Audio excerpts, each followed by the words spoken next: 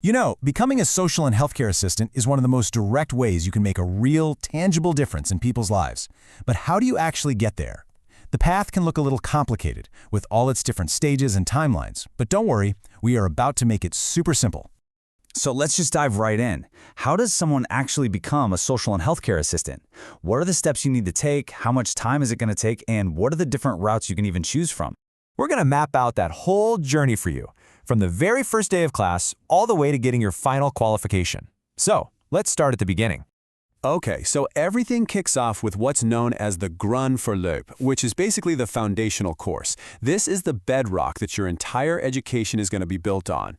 The whole process can really be broken down into a pretty simple three-step structure. It all starts with Grundverloop 1, which then flows right into Grundverloop 2, and then it all leads up to the big one, the Hoofdverloop, or the main course.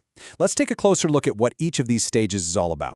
So, this first part, GF1, is really designed for young students who are coming straight out of compulsory school.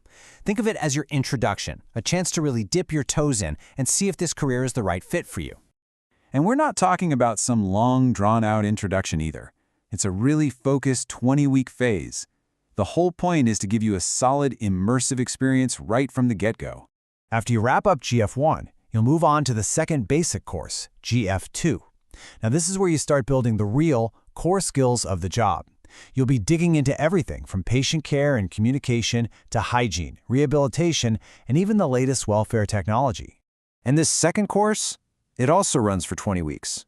So you've got these two 20-week blocks giving you about 40 weeks of solid foundational learning. And after that, you are ready for the main event. And that brings us to the Hoofdverloop, the main course. And listen, this isn't just another part of the program, it's the absolute heart and soul of your education. Once you finish the basic courses and land an education agreement, you enter this final intensive phase. And this is where everything changes, because now it's all about blending that classroom theory with real-world, hands-on experience. And you're not going to be stuck in a classroom. Not at all. This practical experience happens out in the real world. You'll be actively working and learning in places like nursing homes, out on home care visits, and inside actual hospitals. This is where your education truly comes to life. Now, this part of the journey is a serious commitment. The main course itself lasts for about 2 years and 9 months, which gives you a ton of time to really develop and master your skills as a professional. So when you put all those pieces together, the 2 basic courses plus that big main course, what does the total timeline actually look like for a young student who's starting from scratch? And there you have it, the standard path. From day 1 of GF1 all the way to becoming a fully qualified social and healthcare assistant takes around 3 years and 9 months. But what if you have ambitions that go even further? Well, this brings us to a really powerful alternative called UX Welfare. And honestly, it's a total game changer for anyone who wants both a practical trade and an academic qualification. So this path presents a really interesting question. Are you just focused on the vocational degree, or do you maybe want to keep your academic options open with a full high school diploma? If you want both, the EUX path makes that possible. Let's just compare them side by side. The standard path takes about 3 3/4 years and gets you that vocational degree.